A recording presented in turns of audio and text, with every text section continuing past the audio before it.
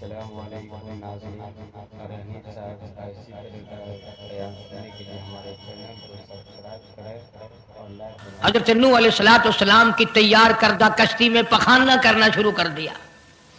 اس نے اس کو بتایا، اس نے اس کو بتایا، میں یوں کر کے آیا۔ جتنی بڑی وہ کشتی تھی ساری کی ساری پخانہ گند کر کر کے بھر دی، اوپر کانوں تک بھر دی۔ اللہ کے نبی کا پھر دل دکھا، الہی یہ کیا بانی؟ فرمایا گھبرانا، مجھے اپنی کبریائی کی قسم اگر انہی سے صاف نہ کراؤں تو میری خدائی کیا ہوئی؟ آپ گھبرائے نا۔ عورتیں پخانہ کرنے جا رہی ہیں، چلو چلو چلو، نبی کی وہ ہے نا جو یوں کہتا پھرتا ہے، یہ اس کی کشتی ہے، اس میں چل کر پخانہ کر کے آئیں گے۔ عورتیں آ رہی ہیں، مرد آ رہے ہیں، جوان آ رہے ہیں، بوڑھے اور سمجھا رہے ہیں۔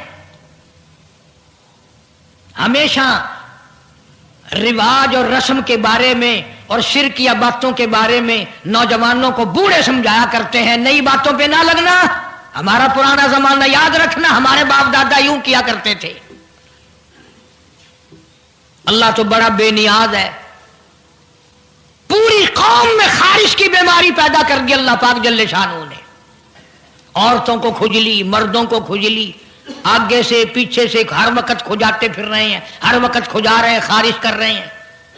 اور باوجود اس عذاب میں گرفتار ہونے کے ایک بوڑھا جو اس کشتی میں، بھری ہوئی کشتی میں بھی پھر بھی پخانہ کرنے گیا، پرانا پیپا تھا نا، ہٹا ہی نہیں۔ چلو یوں تو تسلی کرنی تھی کہ اب تو بھر گئی، اب تو جانے دوں۔ کنارے پہ بیٹھ کے پخانہ کیا، کمزور جان تھی، اٹھنے جو لگا دھڑام سے اس کے اندر ہی گر گیا۔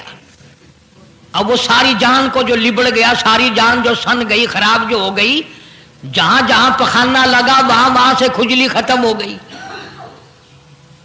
کشتی کے کنارے پہ کھڑا ہو کر کے بوڑھا آواز دینے لگا، اے میری قوم کے لوگوں آ جاؤ، کھجلی کی دوا مل گئی، خارش کی دوا مل گئی۔ انہوں نے کہا جی بابا جی کیا دوا؟ یہ گولی ہے، کیپسول ہے، ٹکے؟ انہوں نے کہا یہ جو کشتی میں موجود ہے نا یہ۔ انہوں نے کہا یہی دوا ہے، دیکھ لو میری جان کو جہاں جہاں لگ گئی وہیں سے دوا خالی کھجلی ہٹ گئی، خارش چلی گئی، باقی جگہ میں نے اٹھا اٹھا کے ملا ہے۔ پڑ گئی قوم،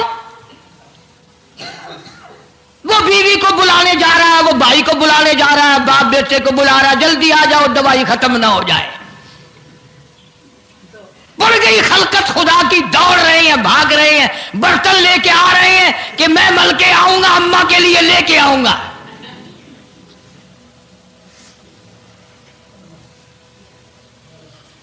خدا جا ہوا۔ یہاں تک لکھا مفسرین نے کہ گھڑیوں کی گھڑیوں میں سارا اٹھا کر لے گئے، پھر جب نہیں ملا کشتی دھو دھو کر پینے لگے،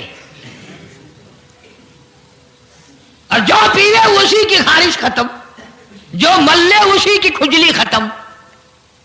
اللہ پاک نے آواز دی، کیوں میرے نوح علیہ السلام دیکھ رہے ہو؟ کہ جی ہاں، کہ پھر مانتے ہو نا میری خدائی کو، دیکھ لو انہیں سے صاف کرا دی کہ نہیں۔ یعنی گو کھانا منظور کر لیا، نبی کی بات نہ مانی، پیغمبر کی بات نہ مانی، اللہ کے جلیل القدر نبوت کے تاج والے کی بات نہ مانی۔ آ گیا وہ وقت جب اللہ پاک جل شانہ نے عذاب بھیجنے کا وقت مقرر کر رکھا تھا، اور پھر بھی بعد نہیں آئے، چھیڑ خانی کرتے تھے نوح علیہ السلام کے ساتھ۔ کیوں بھائی؟ وہ تو کہہ رہا تھا عذاب آئے گا، کب آئے گا وہ عذاب؟ جدھر سے گزرتے نوح علیہ السلام لوگ چھیڑ خانی کرتے ہیں، تو کہتا تھا عذاب آئے گا، عذاب آئے گا، اب تک تو آیا نہیں، انتظار کرتے کرتے ہمارے سبحان بال ہو گئے، وہ آئے گا کب؟ اللہ کا پاک پیغمبر نوح علیہ السلام روتے روتے گزر جاتے، اللہ کے قہر کو دعوت نہ دو، پناہ مانگو، توبہ کرو۔ انہوں نے کہا جا جا جا کے لے عذاب جون سا لاتا، ہم نہیں ڈرتے۔ عورتیں چھیڑخانی کرتی تھی، مرد کرتے تھے۔ ایک دن نوح علیہ السلام تندور پہ روٹیاں پکوانے کے لیے گئے. بوڑھی روٹیاں پکایا کرتی تھی, روٹی بھی پکاتی جاتی ہے, وہ بھی بعد نہ آئی. کہنے لگی بیٹا نوح, شکل بھی تیری اچھی, صورت بھی اچھی, عادت بھی اچھی, بڑا شریف معلوم ہوتا ہے, لیکن تجھے جھوٹ بول کے کیا ملا؟ تو نے جھوٹ کیوں بولا؟ انہوں نے کہا اماں میں نے کیا جھوٹ بولا کہ تو کہتا تھا عذاب آئے گا. ذہنیت دیکھو, تو کہتا تھا عذاب آئے گا, وہ آیا تو ہے نہیں. اللہ کے نبی کی آنکھوں میں آنسو آ گئے. فرمایا مائی اللہ سے پناہ مانگ, اللہ کی عذاب سے پناہ مانگ. وہ اس پہ قادر ہے, وہ اس پہ بھی قدرت رکھتا ہے. تیرے اس تندور میں سے پانی ابل پڑے, وہ اتنی بھی طاقت رکھتا ہے. چنانچہ نوح علیہ السلام نے وہاں سے پیٹھ پھیری اور چلے ہی تھے کہ اندازہ لگاؤ کسی گلی جگہ سے اگر پانی نکلتا تو کچھ سمجھ میں آ سکتا تھا. اور خدا تو وہ ہے, آگ میں سے پانی نکال دیا, تندور میں سے پانی ابلا, اس تندور میں سے پانی ابلا. سیدنا نوح علیہ السلام نے اپنے ماننے والوں کو اکٹھا کر کے کشتی میں بٹھا لیا. خود بیٹا خود گھر میں پیدا ہوا, گھر والے نے جنا, گھر میں پلا.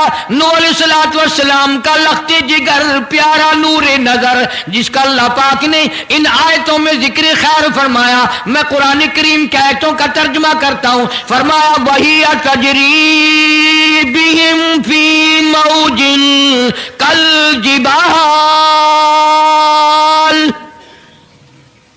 ونادى نوح. سیدنا نوح علیہ السلام نے اپنے لخت جگر کو, اپنے نور نظر کو, اپنے بیٹے کو آواز دی, یا بنی ارکب, او میرے پیارے بیٹے, او میرے نور نظر, او میرے لخت جگر, او میری گھر والی کا دودھ پینے والے, اور میں نبی کی گود میں پلنے والے ہیں, ارکم معنا ولا تکن مع الکافرین. آ جا, ایمان والوں کی کشتی میں سوار ہو جا, میں نبی کے ساتھ لگ جا, میری بات مان جا. بیٹے کو سمجھایا ہے سیدنا نوح علیہ السلام نے. آ میری بات سن, او بیٹے آ جا, مارا جائے گا. وہ آگے سے کہنے لگا, قرآن نے باپ کی بیٹے کی گفتگو کو نقل فرما دیا. آگے سے کہنے لگا قال سآوی الی جبل یعصمنی من الماء. او میرے ابا, مجھے پانی سے نہ ڈرا, مجھے سیلاب سے نہ ڈرا, مجھے طوفان سے نہ ڈرا. یہ تھوڑے اونچے اونچے پہاڑ ہیں, میں پہاڑیوں پہ چڑھ بیٹھوں گا. میں پہاڑی پہ چڑھ کے بیٹھ جاؤں گا, کیا کرے گا میرا پانی, سیلاب میرا کیا بگاڑے گا, یہ تھوڑی اونچی پہاڑی ہے. اللہ کے نبی نے پھر جواب دیا, او بیٹے تو نہیں جانتا, قال لا عاصم اليوم من امر اللہ الا من رحم. او میرے بیٹے غلط خیال تیرا, پہاڑیاں نہیں بچا سکتی, اونچائی بلندی اس کے عذاب سے نہیں بچا سکے گی. الا من رحم, آج تو وہ بچے گا جس کو وہ اپنی رحمت کی چادر اڑا دے گا. وحال بینہما الموج فکان من المغرقین.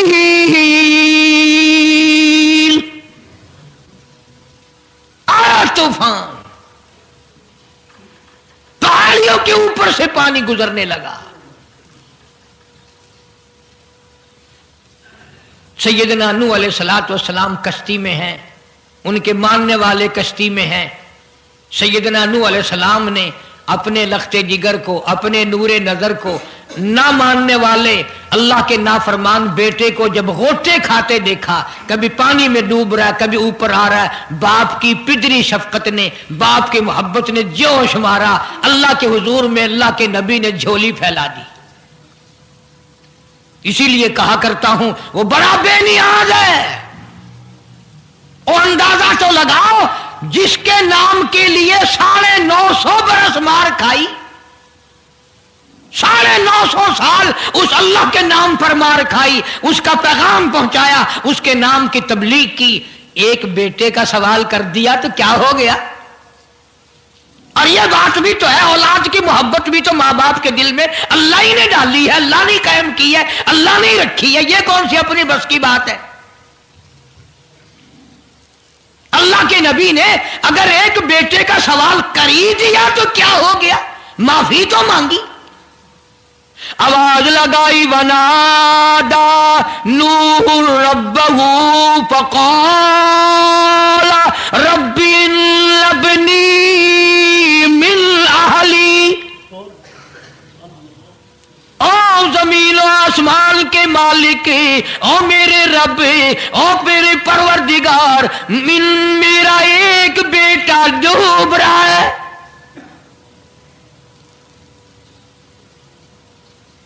वइन्न वादकल हक़ व अंत अहकमुल हाकिमीन।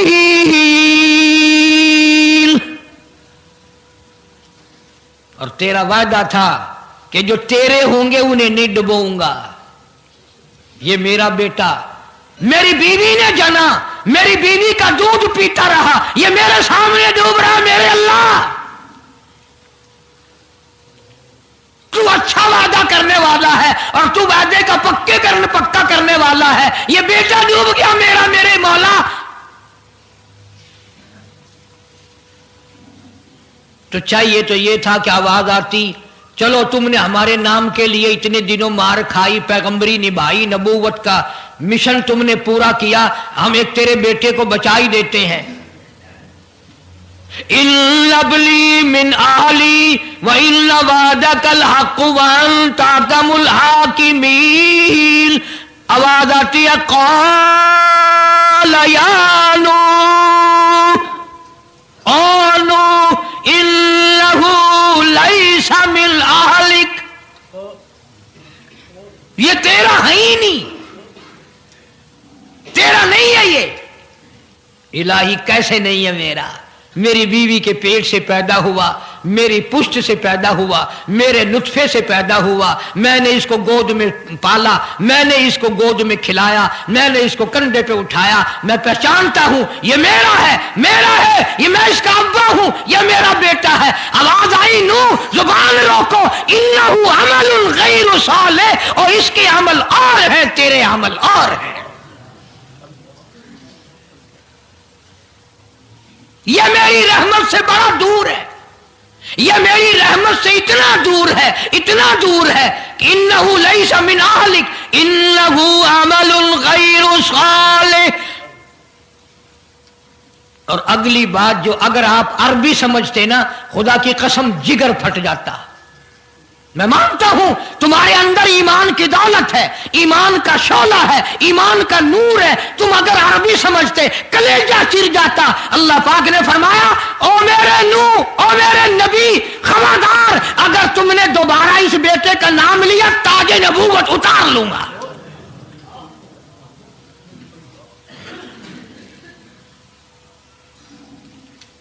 फला तस्अलनी मा लैसा लका बिही इल्म इन्नी अईदुका अन तकूना मिनल जाहिलीन। मैं इस तेरे बेटे से इतना नाराज हूं, इतना नाराज हूं, मेरी रहमत इससे इतनी दूर है, अगर तेरी जुबान से इसका दोबारा नाम निकल गया, नबूवत का ताज उतार कर नबियों की फहरिस्त में से तेरा नाम उड़ा दूंगा।